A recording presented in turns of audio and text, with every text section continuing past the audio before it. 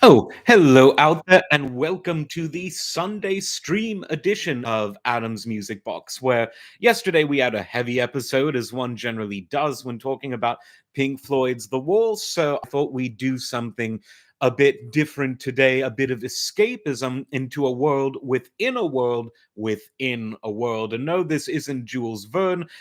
This is the audiophile world, a subset of the music world, which itself sometimes feels detached from the rest of the world, although it really ought not to be. So I got thinking about the future and where the audiophile world might be headed to by looking back at what's happened this year. And to understand the significance of that, we really need to go back and ask ourselves, because whenever you're discussing a big topic, you have to sort of define the nomenclature, the terms of the discussion. And so I want to sort of go back and talk about what the audio file world is in order and was in order to see where it's going. So the audiophile world is a genuine sort of standalone subset of the recorded music world. Really began in the late 70s, and it began there for some interesting reasons. Now, high quality audio products that could be sort of defined as specialty products, if you will, those existed going back to the 1950s. And the first real example of this was the magnetic tape, the pre-recorded reel-to-reel tapes sold by record companies to the discerning buyer. Because even though LPs, stereo LPs in particular, sounded damn good, it's a technology that fundamentally hasn't changed for over half a century. But the best sound, of course, is at that time, and in the analog realm, full stop, the best sound comes from magnetic tape. So at the dawn of stereophonic sound in the 50s, a lot of labels started to sell pre-recorded magnetic tape of their best-selling albums, their most popular albums, to the record buying public. And there was always a big emphasis on classical music. Now, one of the reasons for that is because, being a very dynamic kind of music, it really benefits from high quality playback equipment, high quality recordings, etc. Some would say disproportionately to other genres of music, but I would make the argument that while that is true, just about everything does benefit from a good audio quality chain of custody, from the microphones and the holes in which they are placed, right down to the quality of the playback equipment at the end of that chain. Doesn't hurt to have a good sense of hearing, but we'll get to that soon. And so, whether you had labels like Decca, London, same thing, depending on where you are, RCA, Mercury, or smaller labels like Everest or Westminster, and there were others, come on, classics. The most expensive and most sought after format of that time was the magnetic tape, the pre-recorded reel-to-reel magnetic tape, and we're talking the 50s into the 60s.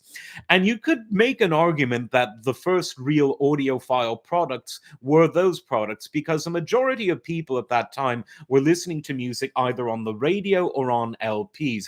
This was always for the people who wanted to take a bit more time and spend a bit more to get something that was just a cut above sonically.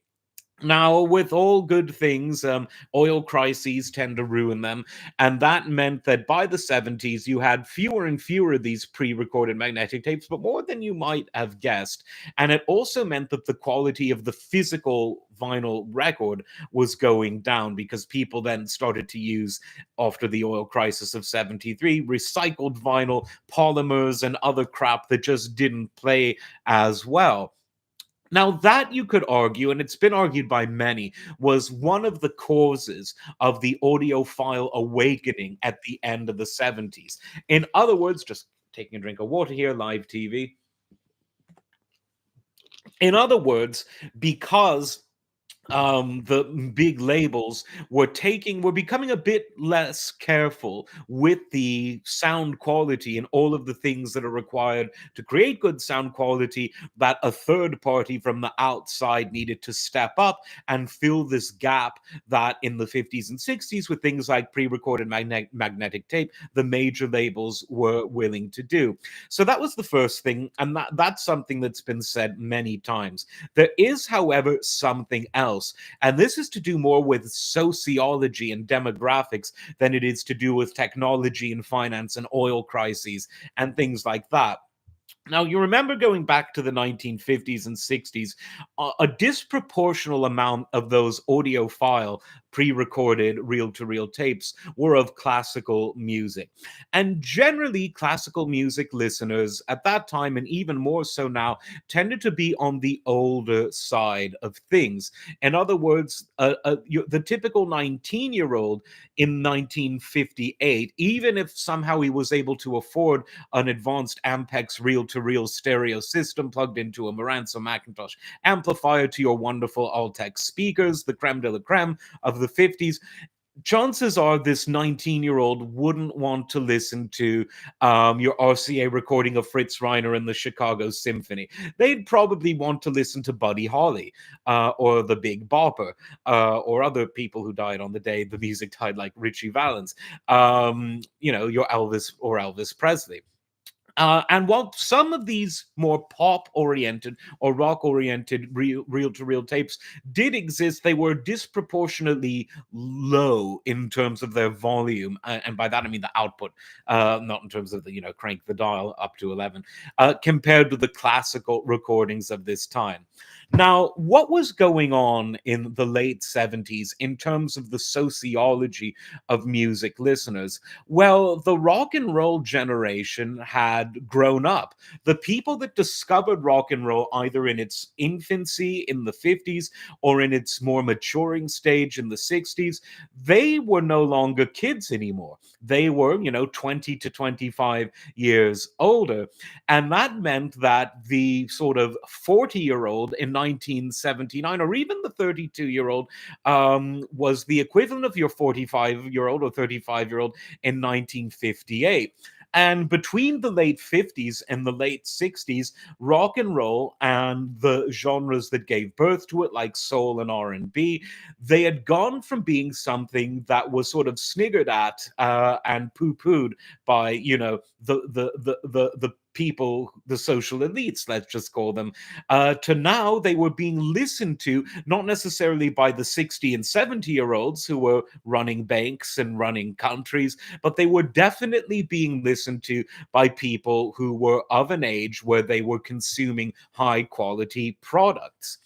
And I think this, perhaps even more so than the oil crisis and the effects that had on the record and tape industry, that's what led to this birth of the audiophile subset in the late 70s. It was the people who liked Pink Floyd, the people who liked Supertramp, the people who liked Steely Dan, all bands that were very much alive and kicking in the late 70s and early 80s. The fans of those bands wanted to hear that music in the same quality that, let's say, someone listening to Ernest Ansermet on a Decca London recording in the 50s wanted to hear him perform Rimsky-Korsakov's Scheherazade. Again, Ansermet was a huge conductor for the Decca London label in the 50s into the early 60s. And along comes a company that had been founded by a man who was working in the sound effects industry and producing, the audiophile types of demo discs where, oh, here's the train going from the left speaker to the right speaker and all of that sort of thing. And it's no surprise that given that the initial releases of that first audiophile company, Mobile Fidelity Sound Labs, MFSL, were from the Mystic Moods Orchestra, which the founder of that label worked on. But let's look at the first sort of real, if you will, the first pop and rock and soul records that MoFi released. So let me get a list up. As I told you, live TV, it ain't easy. So let's take a look now. So, after the first Mystic Mood albums, the first album that we could describe as popular was Supertramp's Crime of the Century, which Mobile Fidelity released in 1978, only a few short years after its initial release in 1974. So, this wasn't some sort of reissue of something that was long out of print or long forgotten. This was of an album that would still be selling in 1978. The tracks from this album, the singles from this album, were very much being played on FM radio in 1978. So what we've got here is a contemporary rock album released on this specialist audiophile label.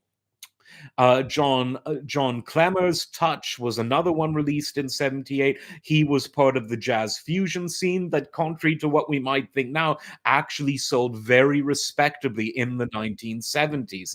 Then comes Steely Dan's Catty Lied. We've got a classical one in there because they did a few, but even though it's Zubin Mehta and the LA Philharmonic, it's Star Wars and Close Encounters of the Third Kind. Other early Mo-Fi albums, Al Stewart, Year of the Cat, in 78. Let's see when that was originally released, because I think it might have been 77 or 78. So this was super contemporary. Let's see when the original album came out. Okay, so Year of the Cat by Al Stewart came out originally in 76. The Mo-Fi came out in 78. Again, super contemporary. Then you've got The Crusaders, another jazz fusion album with Chain Reaction. George Benson's Breeze, and Rick Beato did a video on how it became one of the most successful jazz funk fusion albums ever. Then the Fleetwood Mac self-titled album, that was released originally in 75, comes out on Mo-Fi in 79. Moving ahead a bit, Pink Floyd's Dark Side of the Moon originally comes out in 73, was still one of the top selling records by 79 when Mobile Fidelity released their version of it. And so what's the point I'm making by going through all of these? Look, Pablo Cruz, Place in the Sun 1980, came out just a few years earlier. Same with Steely Dan's Asia, originally from 77, the Mo-Fi in 80. Okay, so what's the point I'm making about this? Well, most audiophile albums that we see today, not all, and we'll get to why soon, but most tend to be several decades old, where Mo-Fi in the late 70s was servicing a youngish, a contemporary audience that wanted to hear their favorite albums from very recent years in a quality that was superior to the standard pressing. I know people on the Steve Hoffman forum are arguing about that sentence right now, but it's generally understood, and it's certainly felt by me, that the Mo-Fis were better than almost all of the OG original pressings. And so this led to other record labels jumping in on the craze. You had Nautilus, a smaller audiophile company, but with a similar format and standard as Mo-Fi, and all of their things were super contemporary. You had the Super Disc company, which didn't release as many, but again, contemporary stuff. You had Sheffield Labs doing very contemporary stuff. Thelma Houston, Tower of Power, Dave Grusin, etc. And then a major label got in on the action when CBS Monster Sound started copying, the Mo-Fi format and releasing audiophile records of their own. Things like Journey, things like Boston, things like Meatloaf, contemporary stuff. So just as the audiophile tapes, reel-to-reel tapes of the 50s and 60s were releasing the newest recordings, from your Ernest Ansermets, your Herbert von Karajan's, your Fritz Reiners, your Charles Munk, your Pierre Monteux. Now we're seeing rock and roll gain that same level of respectability, and also things like jazz fusion, soul, and funk, which generally were all consumed by people of a similar generational background. Now, in the 90s, something interesting happened, and really in the late 80s. Mo-Fi again became a leader in the audiophile compact disc. The compact disc was initially sold not only as a more convenient format and one that doesn't degrade in the same way over time compared to analog formats, but it was also originally sold as something of an inherently audiophile product. But that wasn't always true. And this isn't a fault of the CD format, but it's the fault of many of the analog to digital converters of the early and mid 1980s. Some of them just weren't up to snuff, and some of the audio engineers were still thinking of things like the RIAA curve when making CDs, even though that didn't matter. And so MoFi, just as they brought rock music and its cousin genres to the audiophile world in the late 70s and early 80s, by the late 80s and into the 90s, they were doing the same with the compact disc. Now, this is where it gets interesting. Let's look at what some of the first compact discs were that MoFi released. So just give me a moment, good sir and madams out there. Drum roll for suspense. Dee, dee, dee, dee, dee. Mhm. Some of these live streamers are actually organized. I don't know how they sleep at night. Okie dokie. Dee, dee, dee, dee, dee.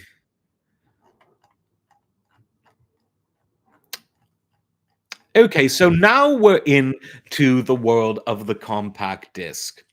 And let's look at what some of the first compact discs from MoFi were. So initially, as you do with everything, you start off with a bit of classical.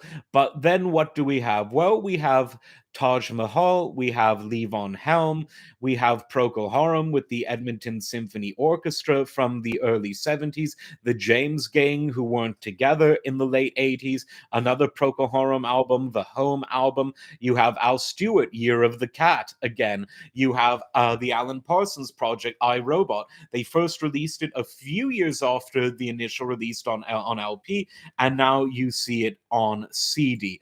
And by the time you get into the gold CDs that MoFi did, the trend that I'm sort of trying to identify becomes even clearer. Where are we now? Dee, dee, dee. Hmm, hmm, hmm. So let's look at some of the original gold CDs. You have Blind Faith. That was originally from 69 and now on gold MoFi CD in 88. You have Jethro Tull's Thick as a Brick, originally from I think 72. Now you have it on CD in 88. Days of Future Past by the Moody Blues, originally 67, now on CD in 89. Asia, like I said, it was one of their first LPs in the late 70s. Asia wasn't getting any younger, but on CD, MoFi released it in 88. Madman Across the Water by Elton John appears in 89, even though it was from the mid 70s. Dark Side of the Moon is back, this time on MoFi CD, and the year of release there was 1988. So, what does all this mean? And there were exceptions to this rule. Huey Lewis and the News had their sports album, which came out, I think, originally in 84, 85, and the MoFi CD came out in 88. So, what does this mean? What's going on? The gap is increasing on the whole. The gap between the OG, the original release of an album, and an album getting the audiophile treatment is widening. Now, that trend has only increased ever since. When you look at let's look at MoFi's website, just for shits and giggles, and see what they're coming out with this year or early next. We all know that release dates aren't what they used to be, but let's look at what they've got under the coming soon section.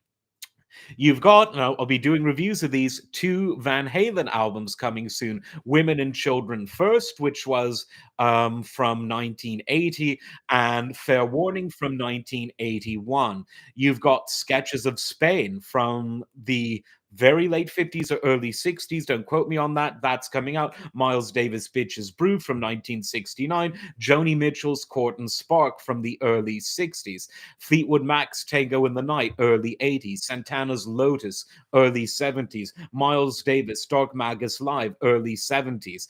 The only album that is comparatively recent is the Merry Christmas album from Mariah Carey, which came out initially in the early 90s. But think of this, the most recent MoFi release in terms of the original recording that's set to come out this year is from the early 1990s. That's a 30-year gap compared to where we are now, compared to the original MoFi releases, where you had albums coming out some as little as 1 or 2 years after the original. Just so you don't think that I'm sort of having a MoFi bias, let's look at what Analog Productions has under their coming soon, and let's take a look at their Atlantic. Well, let's just take a look at what they've got coming soon. And I see what they've got with their Atlantic 75 series. You've got Genesis, A Trick of the Tail from 1976. You've got Bags and Train, Milt Jackson and John Coltrane, originally from 1959. You've got Donny Hathaway and his first release, which was from the early 70s. And so it's really across all of the major audiophile labels. The gap has widened. So, what does this mean? Well, it means several things.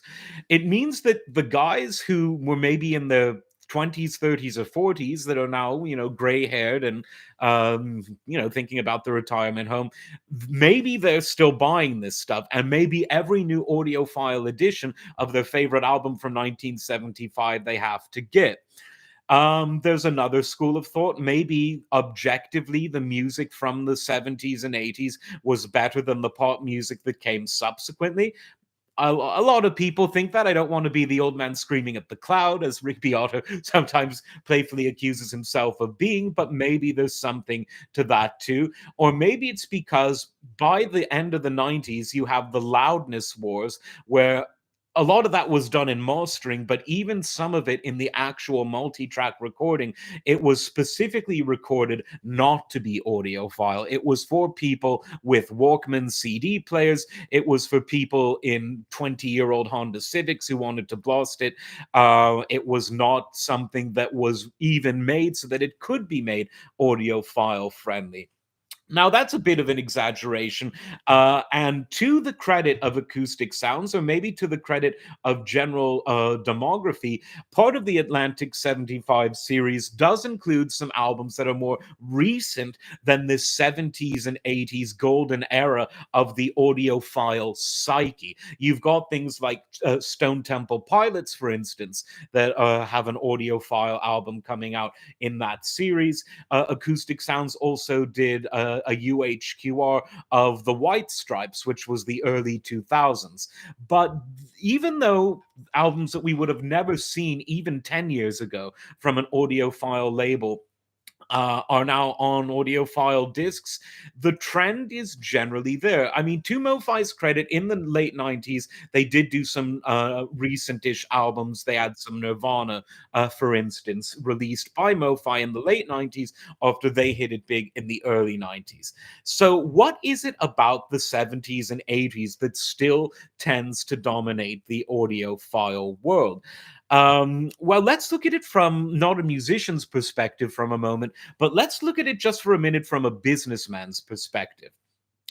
Um, why is it that Glenn Miller albums don't sell as well today as they did in the 70s? Now, Glenn Miller died in the 1940s, but he had more fans in the 70s than now. And that's because the people that were very young when he was huge in the early 1940s, they were still around in the 1970s. Many of them had nice stereo systems. And if you were a World War II veteran, in the 1970s, there's a higher probability that you would have been a Glenn Miller fan than a Doobie Brothers fan. And so there is a danger, though, that eventually your audience will die off. And sadly, the Glenn Miller generation is either gone or mostly gone. Now, the Steely Dan and Supertramp and Pink Floyd generation, they're still here, but they are getting older. They are older now than the Glenn Miller kids were by the time they hit middle age in the 1970s. So, why is it that this music still prevails? And it got me thinking maybe there is an objective reason. Let's look at the classical world because, by definition, the pop world is thought of, I believe, incorrectly, but it's thought of as being more disposable than the classical world. So, let's look at the classical world. Now, if you go and buy a compilation disc of classical music, chances are most of it is from the 19th century, aka the 1800s, because in that century you had the real heavy hitters either entirely confined to that century or their most important works in that century. Let's just name some of these big names who you'll probably have all have heard of, even if you're not a classical music fan. Beethoven, Schubert, Schumann, Mendelssohn, Liszt, Wagner, Tchaikovsky, Dvorak, Rimsky-Korsakov.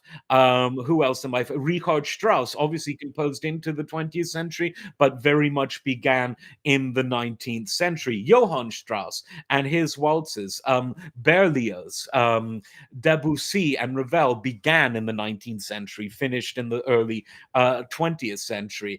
Who else? Verdi, Rossini from the Italian school, all Russian music apart from what is in the 20th century came in the 19th, because there was no Russian classical music before Mikhail Glinka in the 19th century. So I think that it's fair to say, with a little bit of Mozart at the end of the 18th century and your early 20th century composers, your Scriabins, your Stravinskys, your later Ravels, your later Richard Strauss, and the others, your Bartok. Most classical music that is from that golden age is from the 19th century. Now, what about pop music? If, let's say, if the 19th century as a century was the era where most classical music that we listen to today is from, even more so than that from the 20th, or that from the 18th, or that from the 17th, maybe there is something about the rock and pop music and its cousin genres from, let's say, the late 60s up through the late 80s that will always have this special place in the minds of people who are out to consume that kind of music. The rock and roll from the 50s, for instance, a lot of people still love 50s rock, but it really, I'll put it this way: the Doobie Brothers and Pink Floyd and Led Zeppelin have generally had more trajectory over their lifetimes than the non-Elvis music of the 50s. Elvis is a special case. He was a historical superstar in addition to selling a lot of records. But I think most people would admit that Jerry Lee Lewis, people like that, or even people who were super popular in their era, like Buddy Holly, by the late 60s, no one was really listening to them much. But people are still, and the audiophile labels, they're not going to go through the problem of getting licensing rights for something no one's going to buy. People are still listening to the Doobie Brothers and Led Zeppelin and Black Sabbath and Steely Dan and Fleetwood Mac and the Eagles and these sorts of heavy hitters from that era. And so maybe now that rock and roll is no longer a main pop idiom, hip hop derived dance music having taken it over almost 15 years ago, or actually slightly more than 15 years ago, maybe in the same way that with the benefit of hindsight, with the benefit of time gone by, we can look at the 19th century and say that was a uniquely special era of European classical music. Maybe we can say that sort of the years 1965 to 1989 were uniquely special years for the rock genre, and that you have outliers of, let's say, the Phil Spector stuff of the early 60s, the Buddy Holly stuff of the late 50s, the Nirvana and Pearl Jam stuff of the 90s, but the meat in the middle of that sandwich is the stuff from the late 60s to the late 80s, in the same way that the meat in the classical sandwich is the 19th century, with the bread being the things on either end. We'll see if this trend continues in the audiophile world. And I actually made a short video on this that I forgot to upload. I was exploring it from maybe a slightly different perspective. So from a slightly different perspective of my own, I might upload that next week or maybe the week after, just because I forgot to upload it. But it's going to be something to think about. I do think that we will see more recent albums in the audiophile landscape. MoFi has already proved that with their Mariah Carey Christmas album.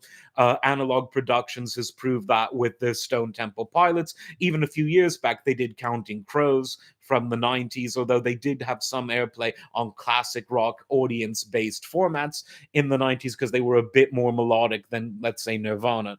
But let's see what happens, because I think that maybe even over the next few years, we are going to see a new, the sixth audiophile version of Supertramp's Breakfast in America, the 25th audiophile version of Pink Floyd's Dark Side of the Moon. We're doing another remastering of the Led Zeppelin catalog, ladies and gentlemen. We may well see that.